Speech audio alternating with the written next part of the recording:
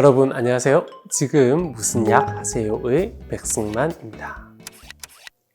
2mg, 어린아이 눈곱만큼의 양. 아주 소량이지만 그만큼만 있어도 사람을 사망에 이르게 할 수 있는 마약류 진통제, 좀비 마약 들어보셨나요? 바로 펜타닐 이야기입니다.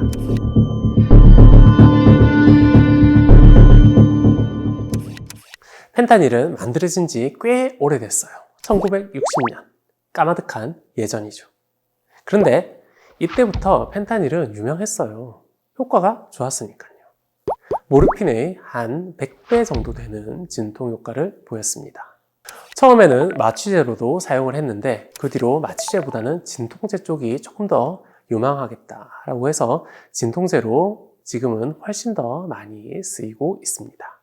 펜타닐이 많이 쓰이게 된 계기 중에 하나는 효과 자체가 모르핀의 100배이기도 하고 무엇보다도 사용하기 편해요.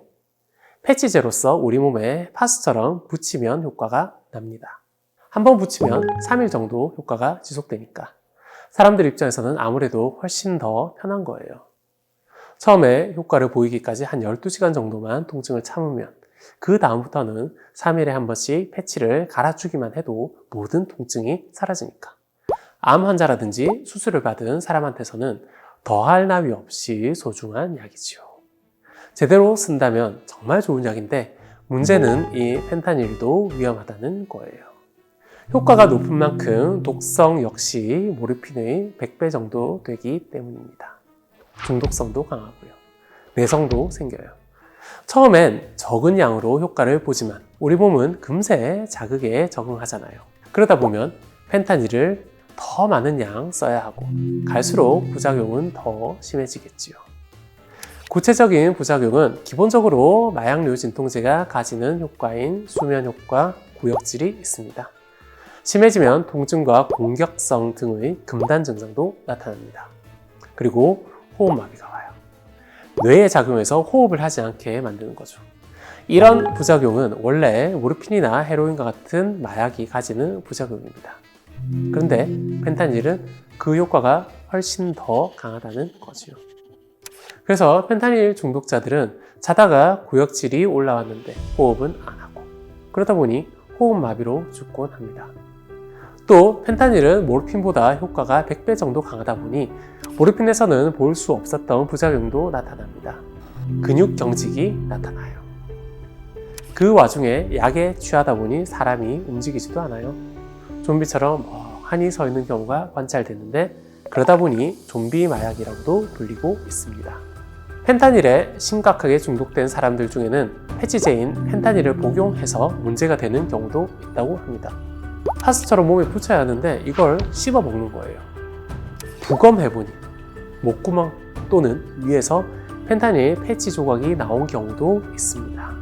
또 2021년 서울의 홍대 입구에서 펜타닐을 복용한 사람들이 친구를 죽이는 사례가 발생하기도 했습니다.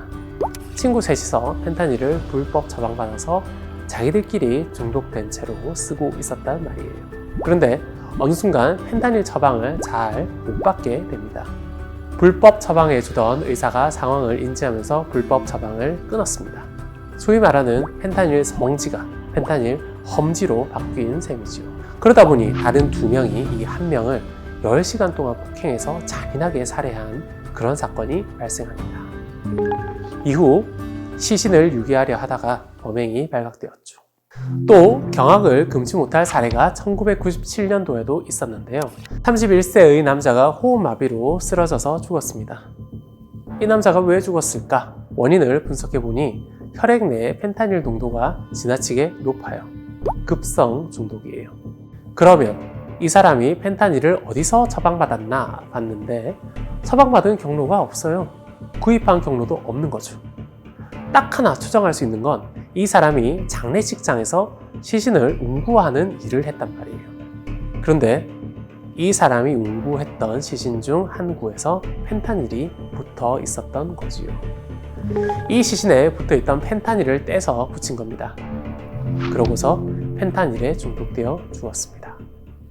극단적인 사건을 이야기를 했는데 이 사건 외에도 펜타닐 중독을 호소하는 사람들이 너무 많아요. 지금은 규정이 바뀌어서 펜타닐을 처방하기 위해서는 반드시 환자의 이력을 확인하도록 되어 있습니다. 그러면 모든 문제가 사라졌느냐?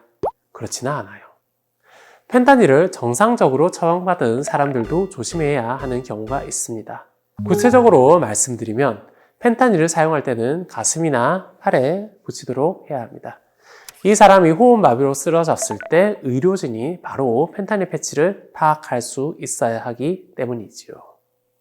그래서 상의를 탈의했을 때 바로 확인할 수 있는 가슴이라든지 팔에 붙이면 투명하더라도 구급 요원이 바로 판단할 수 있겠지요.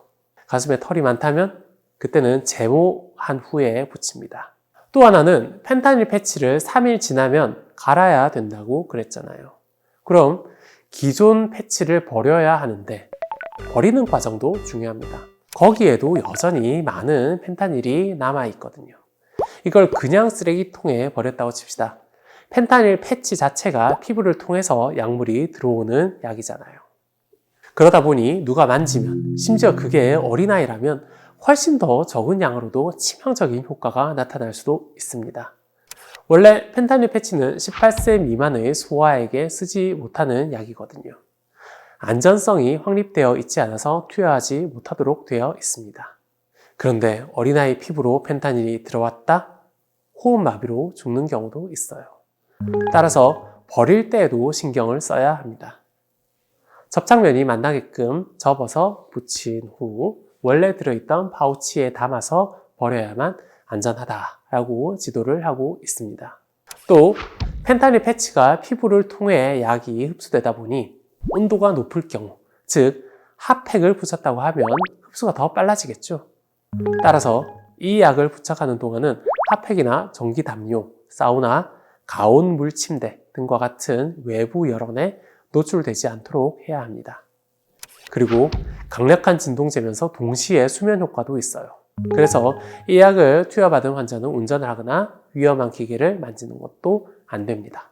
펜타닐은 효과도 워낙 강하고 그만큼 위험성도 많습니다.